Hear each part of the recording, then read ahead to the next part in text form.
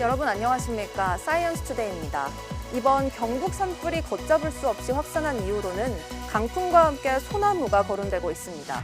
경북 지역은 소나무와 같은 침엽수림이 대부분인데 소나무는 불에 가장 타기 쉬운 수종 중 하나이고 또 솔방울과 송진이 불쏘시개 역할을 했다는 분석입니다. 주말 사이 더 이상의 피해가 발생하지 않길 간절히 바라며 또 과학적인 방법으로 수종 관리 방안도 고민해봐야 될 것 같습니다. 오늘의 주요 뉴스 만나보시죠.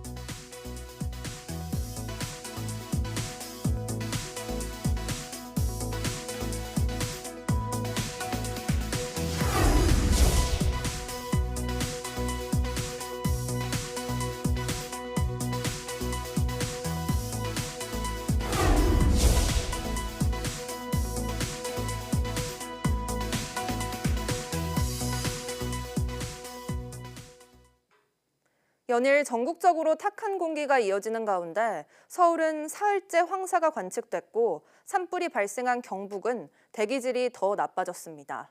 기상청은 고비 사막과 내몽골 공원 등에서 황사가 계속 발생하고 있다며 이 황사가 서풍을 타고 최근 며칠간 우리나라에 영향을 미치고 있다고 밝혔습니다.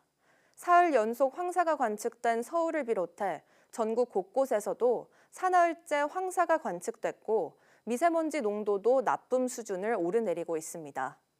특히 경북 지역은 산불의 영향으로 어제 한때 초미세먼지 농도가 557 마이크로그램 퍼 세제곱미터, 미세먼지는 673 마이크로그램 퍼 세제곱미터까지 치솟았습니다. 기상청은 오늘도 상층으로 황사가 유입될 가능성이 있지만 강한 북서풍이 먼지를 밀어내 공기가 점차 깨끗해질 것으로 내다봤습니다. 다만 경북 지역은 산불에서 나오는 연기와 먼지로 인해 불이 완전히 진화되기 전까지는 대기질이 매우 나쁠 것으로 보입니다. 기다리던 비가 내리면서 울주 산불은 진화됐지만 경북 지역의 초대형 산불을 잠재우기엔 아쉬웠습니다. 특히 앞으로는 일주일 내내 비 예보가 없어서 초대형 산불이 최장 지속 기록까지 깰 수 있다는 우려가 커지고 있습니다. 김민경 기자의 보도입니다. 절실한 기대 속에 내린 아흐레만의 단비. 하지만 강수량은 5mm도 채 되지 않았고 일부 지역은 빗방울조차 보기 어려웠습니다. 남서쪽에서 올라오던 비구름이 내륙으로 들어오면서 약해지고 갈라졌기 때문입니다. 영남 쪽으로 들어가는 비구름대들은 마찰이라고 하는 첫 번째 와해 과정이 있고 두 번째는 소백산맥이라고 하는 산을 넘는 과정에서 또 얘가 흩어지거나 약화될 수가 있어서 더 큰 문제는 당분간 비 예보가 없다는 점입니다. 이번 비가 내린 이후에 다음 주에도 뚜렷하게 강한 체계적인 강수 시스템을 예상하지 않고 있습니다. 당분간 건조한 날씨가 지속될 것으로 예상되고 있기 때문에 또 비가 내린 뒤 바람이 남서풍에서 북서풍으로 바뀌면서 산불이 남쪽으로도 번질 수 있다는 우려가 나옵니다. 방향이 바뀌면 왜 위험하냐? 그러면은 불머리가 바뀌기 때문이죠. 그러니까 불머리가 원래 가장 강하게 타잖아요. 북풍이 불어오게 되면 불머리가 남쪽이 될 거기 때문에 전문가들은 이미 불길이 지나간 동쪽보다 남쪽에 탈 수 있는 나무나 풀이 많은 만큼 산불이 번지면 더 위험할 수 있다고 보고 있습니다. 이미 역대 최대 피해 면적을 기록한 괴물 산불이 이제는 최장 시간 기록까지 깨뜨릴 수 있는 상황. 지금까지 가장 길었던 산불은 2022년 울진 삼척 산불로 주불 진화에만 213시간, 완전히 꺼지는 데에는 222시간, 9.2일이 걸렸습니다. 그런데 이번 산불이 발생 닷새가 지나도 불길이 잡히지 않으면서 가장 오랫동안 꺼지지 않은 기록을 남길 수 있다는 걱정이 커지고 있습니다. 날씨가 당분간 산불 진화에 도움이 되지 않을 걸로 보이는 가운데 산림청은 주불 진화에 총력을 다하겠다는 입장입니다. YTN 김민경입니다. 전국의 동시다발 산불에 따른 사망자가 28명으로 늘었습니다. 중앙재난안전대책본부는 오늘 오전 9시 기준 이번 산불로 경북에서 사망자 24명, 경남에서 4명이 숨진 것으로 집계됐다고 밝혔습니다. 부상자는 37명 가운데 경북에서 26명이 발생해 경북 지역에 피해가 집중됐습니다. 9시 기준 전국 11개 산불 가운데 5곳이 진화됐는데 특히 어젯밤 비가 내린 울산 울주 온양은 100% 완진됐습니다. 경북 산청과 하동의 진화율이 86%, 의성 95%, 안동 85%, 영덕 65%, 영양 76%, 청송 89%입니다. 특히 진화에 어려움을 겪었던 의성 진화율이 어젯밤 62%에서 95%까지 껑충 뛰었고 불길이 시내로 향하면서 발을 굴렀던 안동의 진화율도 62%에서 85%까지 올라섰습니다. 산불 영향구역은 48,150헥타르로 서울 면적의 80%에 육박하는 면적이 잿더미가 됐고 건물과 문화재 등 시설 3,481곳이 불탔습니다. 경북 산불이 장기화하면서 산불 진화 헬기 조종사들도 강행군을 이어가고 있습니다. 그런데 헬기가 부족한 데다 용량이 작고 노후화된 경우가 많아서 대형 산불 대응에 어려움을 겪고 있습니다. 윤웅성 기자가 보도합니다. 의성 산불 진화 현장에서 추락한 헬기는 이틀 사이 세 번째 진화 작업 중에 사고를 당했습니다. 40년 비행 경력의 베테랑 조종사였는데 전신주 선에 걸려 사고가 난 것으로 추정됩니다. 산불 진화에 연이을 투입되면서 피로 누적도 영향을 준 것 아니냐는 시각도 있습니다. 헬기 조종사들은 기름을 넣는 시간을 제외하면 거의 온종일 하늘에서 사투를 벌이고 있습니다. 이런 조종사들의 헌신에도 대형 산불을 진압하는 건 녹록지 않습니다. 헬기 대수 자체가 부족하기 때문입니다. 산림청의 경우 보유한 산불 진화 헬기는 50대지만 정비 등 문제로 30대에서 35대만 실제 현장에 투입됐습니다. 이마저도 5,000리터 이상 물을 실을 수 있는 초대형 헬기는 7대뿐이고 대부분 담수량이 3,000리터 이하인 중소형입니다.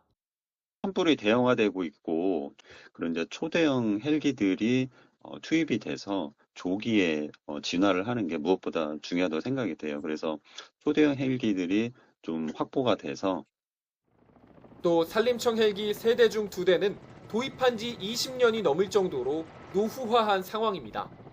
지자체와 소방에도 헬기가 있지만 용량이 작거나 노후화된 건 비슷하다는 지적입니다. 추락 사고가 난 헬기는 강원도의 임차 헬기였는데 30년 가까이 운항한 노후 기종이었습니다. 지금 도입되는 헬기들은 전자 장비 도움을 받아서 조종사들이 좀 간편하게 안전하게 운행할 수 있는 그런 시스템들이 있는데 과거에 도입된 헬기들은 없습니다. 부족합니다. 헬기는 한 대에 수백억 원에 달하고 계약 이후 제작과 배치까지 수년이 걸립니다. 하지만 대형 산불이 잦아지면서 인명과 산림 피해가 잇따르는 만큼 이번을 계기로 헬기 보급을 더 적극적으로 고려해야 한다는 목소리가 커지고 있습니다. YTN 윤홍성입니다. 전국의 동시다발 산불로 보물 2건을 포함해 국가문화유산 23건이 산불 피해를 입은 것으로 잠정 집계됐습니다. 국가유산청은 어제 오후 5시를 기준으로 보물인 의성 고운사 가운루와 연수전 전소를 포함해 민속문화유산 3건과 천연기념물 3건 등 국가지정유산 11건이 산불 피해를 입었다고 밝혔습니다. 또 어제 하루 경상북도가 지정한 민속문화유산인 안동 구암정사, 안동 지촌종택 등이 모두 불에 타는 등 시도 지정 국가유산 피해도 12건으로 늘었습니다. 국가유산청은 추가 피해를 막기 위해 경북 북부 지역을 중심으로 주요 국가유산의 담당 직원을 배치하고 소방본부와 공조체계를 구축했다고 밝혔습니다.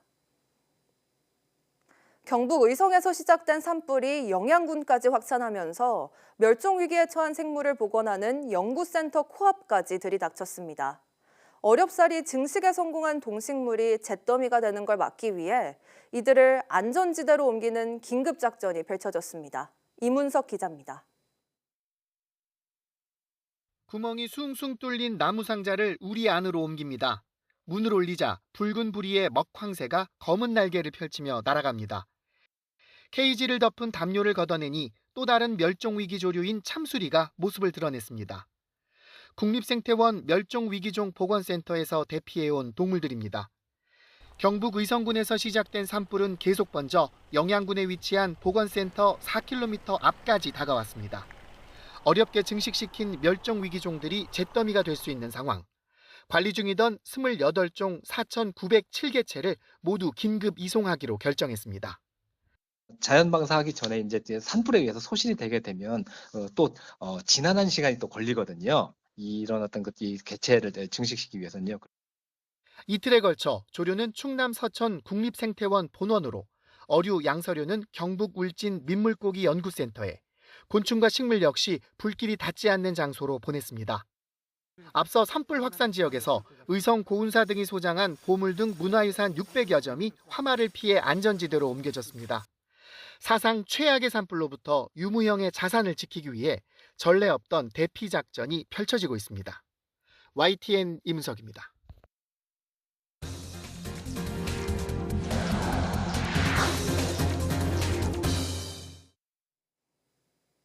앞으로 비정상적 방사선 피폭 사고가 발생하면 사업자는 피폭량과 관계없이 4시간 안에 사고 사실을 바로 보고해야 합니다.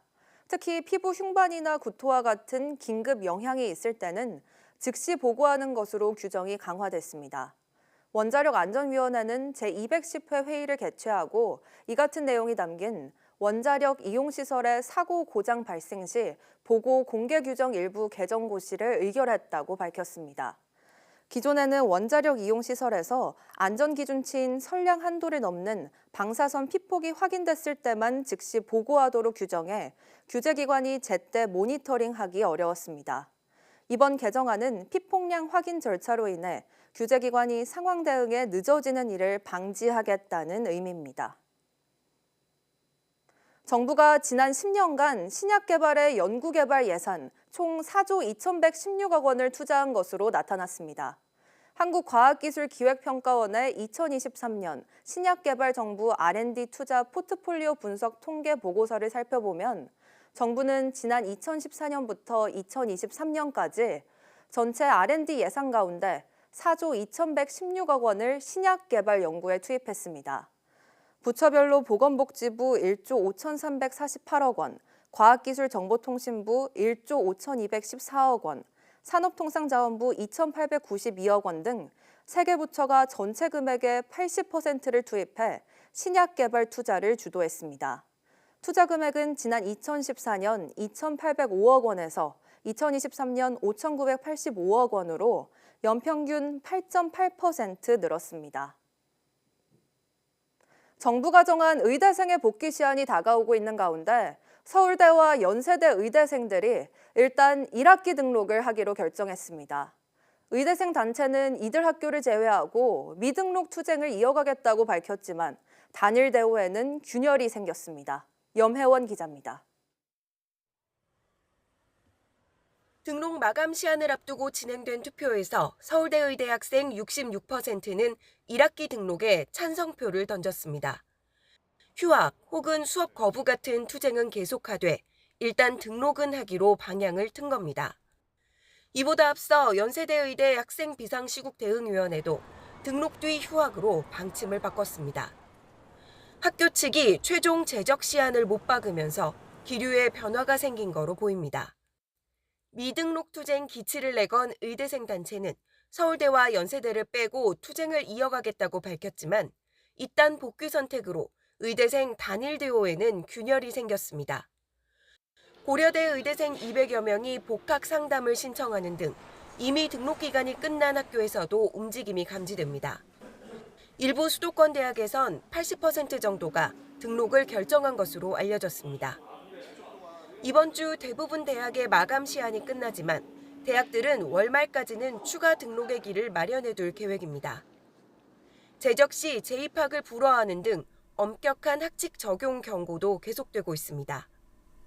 대규모 재적 조치를 목전에 두고 수도권 의대생들의 복귀 움직임이 의정 갈등 양상에 어떤 변화를 가져올지 주목됩니다. YTN 염혜원입니다. 이종태 한국의과대학 의학전문대학원협회 이사장은 의대생들을 향해 자기희생적 투쟁을 멈추고 돌아와야 한다고 밝혔습니다. 이 이사장은 서울대와 연세대, 고려대 학생들이 용기 있는 결정을 해줬다며 이제는 돌아올 때라고 복귀를 호소했습니다. 다만 자기 희생적인 투쟁은 한계가 있고 사직해도 의사 면허가 있는 전공의와 달리 의대생들은 다시 시험을 쳐서 대학에 들어와야 한다고 말했습니다. 이어 학생들이 복귀하면 의료 정책이 만들어지는 과정에 참여할 기회를 보장하겠다며 지금은 미래 의사로서 열심히 준비해야 할 때라고 강조했습니다. 또 이사 2호 학번을 분리해 이사 학번이 한 학기 빠르게 졸업하게 하는 데에 대부분 대학이 공감하고 있다며 불안해하지 말라고 덧붙였습니다. 술이 아닌 비만 등 대사 이상으로 인한 지방간 질환이 지속되면 심혈관 질환 발생 위험이 증가한다는 연구 결과가 나왔습니다. 세브란스, 연세대, 중앙대 병원 연구팀은 지난 2009년 국가 건강검진을 받은 730만 명을 과체중과 높은 혈압, 혈당 수치 등 심혈관 위험인자 5가지 가운데 1개 이상을 보유한 지방간 환자를 대사 이상 지방간 질환으로 분류해 12년 동안 추적 관찰했습니다. 그 결과 대사 이상 지방간 질환이 지속되거나 새로 발병하면 질병이 없는 사람보다 심혈관 질환 위험이 최대 57% 증가하는 반면 증상을 개선하면 16% 감소했습니다. 또 심혈관 위험인자가 많을수록 위험도가 높아졌는데 위험인자 5개를 모두 보유하고 있는 지방간 환자는 심혈관 질환 발생 위험이 2.6배까지 증가했습니다. 우리나라 청소년의 신체 활동이 최근 10년간 늘었지만 여전히 외국 청소년과 비교하면 현저히 적고 여성 청소년의 신체 활동이 특히 부족한 것으로 나타났습니다. 질병관리청 자료를 보면 남성 청소년의 신체 활동 실천율은 2014년 20.5%에서 2024년 25.1%로 증가했지만 여성 청소년은 7.4%에서 8.9%로 느는데 그쳤습니다. 세계보건기구가 2016년 146개국을 비교한 결과 한국 청소년의 신체 활동 부족률이 94.2%로 가장 나빴으며 전체 평균보다 13.2%포인트 높았습니다. 또 2023년 한국 청소년의 신체 활동 실천율은 13.4%로 미국 청소년보다 무려 32.9%포인트나 낮았습니다. 신체 활동 실천율은 하루 60분, 주 5일 이상 숨이 찰 정도로 유산소 운동을 한 비율을 말합니다. 재작년 한 학교에서 대학 수학능력시험 1교시 시험 종료를 알리는 종이 1분가량 일찍 울린 사고와 관련해 국가가 수험생들에게 손해를 배상해야 한다는 법원 판단이 나왔습니다. 당시 수험생들이 정신적 고통을 겪었을 것이라며 1인당 최대 300만 원씩 지급하라고 판결했습니다. 송재인 기자의 보도입니다. 재작년 11월 서울 경동고등학교에서 수능을 치르던 수험생들은 1교시부터 크게 당황했습니다. 시험 종료를 알리는 벨이 울려 급히 펜을 내려놓았더니 이내 또 한 번 벨이 친 겁니다. 그제야 처음 벨이 1분가량 일찍 울렸다는 걸 깨달았는데 일부 학생들은 해당 국어시험은 물론 그 이후 시험까지 심리적 영향을 받았습니다. 선지를 고민하던 것 중에 찍었어야 되는데 그냥 이게 종이 울리니까 그냥 한 번으로 그냥 눈에 보이는 걸로 밀 수밖에 없었던 상황이었습니다. 2개를 일단 찍게 되면서 좀 약간 심적으로 좀 많이 부담감이. 결국 A씨 등 피해 수험생 43명은 국가를 상대로 손해배상 청구 소송을 냈고 1심 재판부는 1년 석 달여 만에 국가의 배상 책임을 인정했습니다. 수능이 수험생들에게 갖는 중요성과 의미 등을 고려하면 피해 수험생들이 정신적 고통을 겪었을 게 명백하다며 41명에게는 300만 원씩, 나머지는 100만 원씩 국가가 지급하라고 판결했습니다. 다만 타종 사고로 인해 추가 손해까지 발생했다고 인정하긴 어렵다고 판단했는데 소송 대리인은 법원 판단에 의문을 제기했습니다.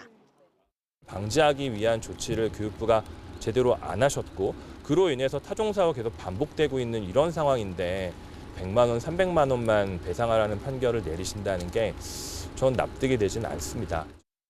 대리인은 배상 판단이 이 정도에 그친다면 올해도 타종 사고가 날 수 있다고 주장하며 항소의 2심 판단을 받겠다고 밝혔습니다. YTN 송재인입니다. 전세 사기 여파와 전세의 월세화 현상 등으로 지난해 서울시 연립 다세대 주택의 월세 거래가 증가한 반면 전세 거래는 감소한 것으로 나타났습니다. 상업용 부동산 프롭테크 기업 부동산 플래닛은 이 같은 내용을 담은 2024년 서울시 연립 다세대 주택 매매 및 전월세 시장 동향 보고서를 발표했습니다. 보고서에 따르면 지난해 서울시 연립 다세대 주택 전월세 거래량은 재작년보다 0.5% 감소한 13만 7,315건을 기록했습니다. 또 전월세 거래에서 월세가 차지하는 비율은 54.4%로 나타나 월세가 차지하는 비중이 절반을 넘었습니다. 전세 거래는 12.4% 줄어든 반면 월세 거래는 12.4% 늘면서 전세 거래는 3년째 감소세를, 월세 거래는 6년째 증가세를 나타냈습니다. 월세 유형 가운데인 보증금이 월세 240개월분을 초과하는 준전세가 45.2% 증가하면서 가장 높은 증가폭을 보였습니다. 부동산 플래닛 측은 전세의 월세화 현상이 뚜렷하게 나타났다며 초기 보증금 부담과 전세 사기 우려, 보증금 회수에 대한 불안이 주요 요인으로 작용한 것으로 보인다고 분석했습니다. 자동차는 우리나라의 대표적 수출 효자이자 대미 수출 1위 품목입니다. 다음 달 3일부터 미국의 자동차 관세 부과가 현실화할 경우 대규모 투자를 발표한 현대차마저도 타격이 불가피할 전망입니다. 최하영 기자가 보도합니다. 현대차와 기아는 지난해 미국에서 역대 최대인 170만 대를 팔았습니다. 이 가운데 100만 대는 국내에서, 14만 대는 멕시코에서 수출했습니다. 미국 판매량의 65%가 관세 대상인 셈입니다. 미국의 자동차 관세 25%가 매겨질 경우 현대차 그룹 영업이익은 연간 최대 10조 원 줄어들 것이란 분석도 있습니다. 그래서 관세 부담을 덜기 위해 대규모 미국 투자를 택한 것으로 보입니다. 다만 31조 원을 투자해 미국 내 생산량을 연간 120만 대로 끌어올리더라도 나머지 30%에 대한 관세 부과는 피할 수 없게 됩니다. 국가와 국가대 문제이기 때문에 한 기업이 어떻게 한다고 해서 그 관세 정책이 크게 바뀔 거라고 생각을 못하고 있고. 더 걱정은 미국 자동차 기업인 제너럴 모터스의 한국 생산 기지를 맡고 있는 한국 GM입니다. 연간 생산량의 85%가 미국 수출 물량으로 철수라는 생존 위기까지 우려됩니다. 여기에 중소 중견 기업이 대부분인 자동차 부품업체가 겪는 어려움은 더 클 전망입니다. 이에 정부는 자동차 업계와 긴급 대책 회의를 열었습니다. 우선 업계 의견을 반영해 다음 달 비상대책을 발표할 계획입니다. 자금 지원 등 긴급 유동성 확대, 관세 대응체계 구축, 국내 투자 환경 개선, 수요 진작, 시장 다변화 등. 또 미국 측과도 계속 협의해 우리 기업의 피해를 최소화한다는 방침입니다. YTN 최하영입니다. 마크 카니 캐나다 총리가 트럼프 대통령의 관세에 맞서 싸우겠다며 미국에 타격을 가할 보복 조치를 예고했습니다. 반면 셰인바움 멕시코 대통령은 전 세계 어느 나라보다 미국과 긴밀히 소통하고 있다고 자신하면서 관세 우대 협상에 주력하겠다고 밝혔습니다. 워싱턴 홍상희 특파원입니다.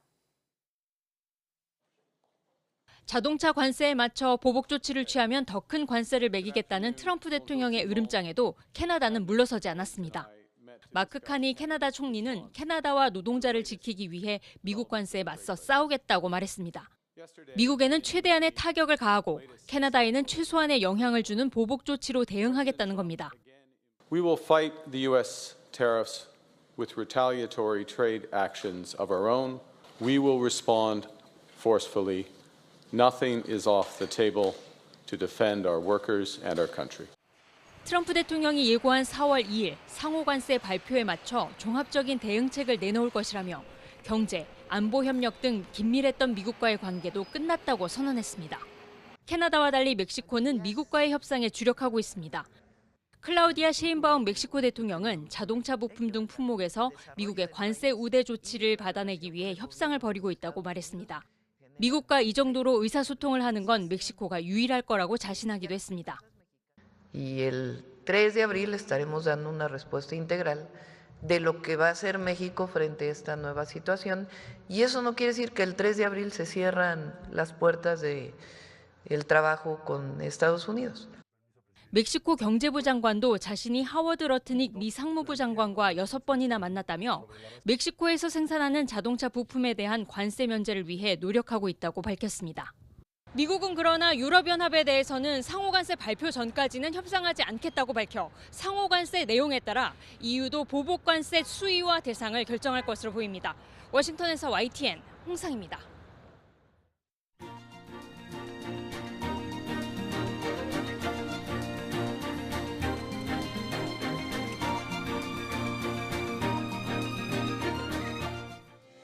(3월 28일) 오전 사이언스 투데이 마칩니다.